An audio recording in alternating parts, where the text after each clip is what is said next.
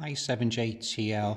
One of the things that we do at school is we try to encourage reading as much as possible, and we've all got this book, The Boy at the Back of the Class. So what we thought would be a nice idea would be that I would go through the first chapter with you to get you all started, and then you can make your own way through the rest of the book. So chapter 1, The Empty Chair. There used to be an empty chair at the back of my classroom. It wasn't a special chair. It was just empty because there was no one sitting on it. But then one day, just 3 weeks after school started, the most exciting thing that could ever happen to anyone happened to me and my 3 best friends. And it all began with that chair. Usually, the best thing about starting a brand new term is that you get extra pocket money to buy new stationery with. Every year, on the last Sunday of the summer holidays, my mum takes me on an extra special adventure to hunt down my stationery set for the new school year. Sometimes I get so excited that my feet feel jumpy inside and I don't know which shop I want to go into first. There aren't many stationery shops where I live. They only ever have boring dinosaur sets for boys or princess sets for girls. So Mum takes me on the bus and train into the city where there are whole streets of shops, even huge department stores that look like tall blocks of flats from the outside. Last year, I found a space-themed set with pictures of an astronaut floating past the moon. It was on sale too, so I bought a pencil case, a math set, rubbers, and a long ruler, and still had nearly £1 left over. The ruler is one of my favourite stationery pieces because the astronauts float across it in water mixed with silver stars. I played with it so much that the astronaut got stuck to one side and couldn't be bothered to move again, but it wasn't my fault. Mr. Thompson, our teacher last year, had such a boring voice that my hands needed something to do. That's why it's important to have fun stationery with you in class, because you never know when you'll need to stop your brain from falling asleep or doing something that might get you into detention. This year I bought a Tintin and Snowy set. I love Tintin, even though he's only a character in a comic book and isn't real. I want to be just like him when I grow up. I think being a reporter and getting to solve mysteries and going on adventures must be the best job in the world. My mum and dad used to buy me a brand new Tintin comic book for my birthdays, and Mum saves all the comics her library are about to throw away because they're too old or ripped and gives them to me. So I have a whole collection of them now. I've read them all at least 50 times. But I'll have to think of another pet to travel with because I'm allergic to dogs. I don't think cats or hamsters or even trained mice could be half as useful as Tintin's dog Snowy. And even though I thought about it for at least a year now, I still haven't come up with anything. Because the Tintin stationery set was a lot more expensive than the astronaut one and wasn't on sale, I could only buy a pencil case, a small ruler and 2 rubbers. I had to think about it for a very long time, but in the end I decided spending all my pocket money in one go was worth it. Not just because everything had Tintin on it, but because if you press a button on the pencil case, Snowy barks and Captain Haddock's voice cries out, "Blistering barnacles!" I've already been told off for pressing it in the middle of maths class this year. But if you can't press a barking dog button in maths, then I don't see the point of it.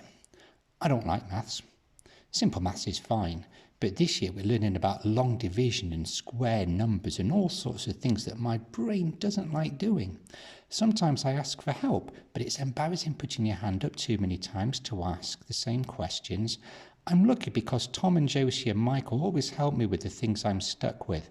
They're my best friends, and we do everything together.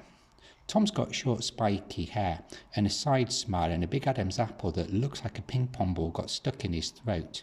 He's the smallest in our group, but he's also the funniest. He only joined our class last year after his parents moved here from America, but we became friends instantly.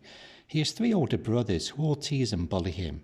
Not seriously, only for a joke, but I think they steal his food too, which is why he's so skinny and always super hungry. I once saw him eat a whole pizza with extra toppings and a double cheeseburger for lunch and still not be full up. so I hide my snacks and chocolate bars from him when I can. Josie has large brown eyes and at least 1,000,000 freckles across her face. She's tall and gangly and is always chewing on her hair. She's the fastest girl in our year and can kick a football past any goalie from the other side of the pitch. She's the coolest person I know, and I've known her since we were 3. Our mums say we became instant friends the day we started nursery, so they decided to become friends too. I don't really remember much about myself at that age, but Josie is in all my school memories. We even got our first detention together last year, all because of a hamster called Herbert. Josie had heard one of the upper school bullies say that he was going to flush our class hamster Herbert down the toilet at home time. Josie told me, and we decided to go on a hamster rescue mission. We hid Herbert in my rucksack before home time and took him straight to my house. But of course, Mum found out and made me take him back the very next day. I tried to explain to boring Mr. Thompson what had happened, but he wouldn't listen and gave me detention. And even though he didn't have to, Josie stood up and she said she'd helped to steal Herbert too, just so we could do detention together.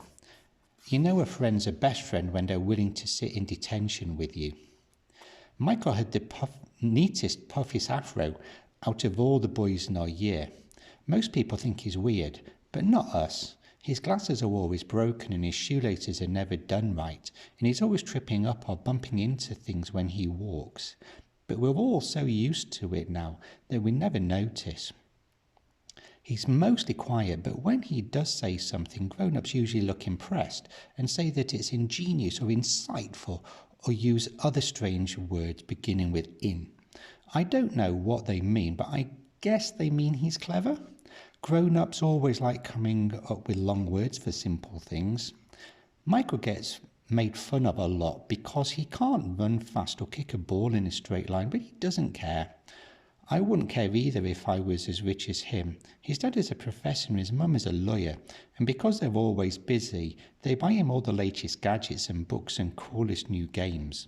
When we went to his house last year for his birthday party, we saw his room for the first time. It looked like the inside of a toy store. I think it must be easier not to care about what people think when you've got that many toys in your life. Josie and Michael are always competing with each other to see who can get the most gold stars and A's in class. Michael is the best at history and Josie is best at maths. But I'm better at reading and spelling than both of them, especially Josie. She hates reading and never ever reads anything outside class. She says she doesn't have an imagination, so there's no point to reading books. I find that strange, because how can someone not have an imagination? I think she must have had one when she was younger, but then it was knocked out of her when she fell off a bike last summer. Mum says people without imaginations are dead inside. I don't think Josie's dead inside anywhere. She talks too much. Having 3 best friends can make school seem like the best place to be, even on the most boring day. Although this year school has been a lot more fun, and that's because of our new teacher, Mrs. Khan. Mrs. Khan has extra bouncy hair and always smells of strawberry jam, which is much better than smelling of old socks like Mr. Thompson used to do. She's new to the school and extra clever, much cleverer than Mr. Thompson ever was. And she gives us prizes on Friday when we've all been good. No other teacher in a year does that. Mrs. Khan lets us do all sorts of interesting things that we have never done before. In our first week of school, she helped us make musical instruments out of things that we found in the school's recycling bin. And in the second week, she brought in a brand new comic book to read to us that wasn't even in the school library yet. Then in the third week, something happened that was so surprising and made everyone so curious that even Mrs. Khan couldn't make us focus on lessons properly. And it all began with the empty chair. It was on the 3rd Tuesday after school had started, and Mrs. Khan was taking the register. She was just about to call my name when there was a loud knock at the door. Usually when there's a knock at the door, it's just someone from another class bringing a note, so no one really pays any attention. But this time it was Mrs. Sanders, the head. Mrs. Sanders always wears her hair in the exact same way and peers over her glasses whenever she talks to anyone. Everyone is scared of her, because when she gives detention, she doesn't just make you sit in a room, she makes you memorize long words from the dictionary and doesn't let you leave until you've learnt them all off by heart, the meaning and the spelling. I've even heard of lower graders being stuck in detention for hours because they had to learn words that were as long as this page. So when we saw that it was Mrs. Sanders at the door, we all fell silent. She looked very serious as she walked up to Mrs. Khan, and we all wondered who was in trouble. After she had whispered and nodded for a few seconds, she suddenly turned round and, peering over her glasses at us, pointed to the empty chair at the back of the class. All of us turned round to have a look at the empty chair. This was the chair. As I said, it was a pretty ordinary chair, and it was empty because a girl called Dina left our class at the end of last year to move to Wales. No one really missed her except her best friend Clarissa. Dina had been a bit of a show-off and was always talking about how many presents her parents got her every week and how many pairs of trainers she had and all sorts of other things that no one else cared about. She liked to sit at the back of the class because then she and Clarissa could pretend to be doing lessons when really they were drawing pictures of their favourite pop stars and giggling about someone they didn't like. Someone else would have taken the seat, but no one really wanted to sit next to Clarissa. That's why the chair stayed empty. After whispering for a few more seconds with Mrs. Khan, Mrs. Sanders left the room. We expected Mrs. Khan to say something, but she seemed to be waiting, so we waited too. It was all very serious and exciting. But before we could start guessing about what was going on, Mrs. Sanders came back, and this time she wasn't alone. Standing behind her was a boy none of us had ever seen before. He had short dark hair and large eyes that blinked and smooth pale skin. "Everyone," said Mrs. Khan as the boy went and stood next to her, "this is Ahmed, and he'll be joining our classroom today. He's just moved to London and is new to the school, so I hope you will do your very best to make him feel welcome." We all watched in silence as Mrs. Sanders led him to the empty chair. I felt sorry for him because I knew he wouldn't like sitting next to Clarissa very much. She still missed Dina, and everyone knew she hated boys. She said they stupid and smell. I think it must be one of the worst things in the world to be in a new to a place and have to sit with people you don't know, especially people that stare and scowl at you like Clarissa was doing. I made a secret promise to myself right there and then that I would be friends with the new boy.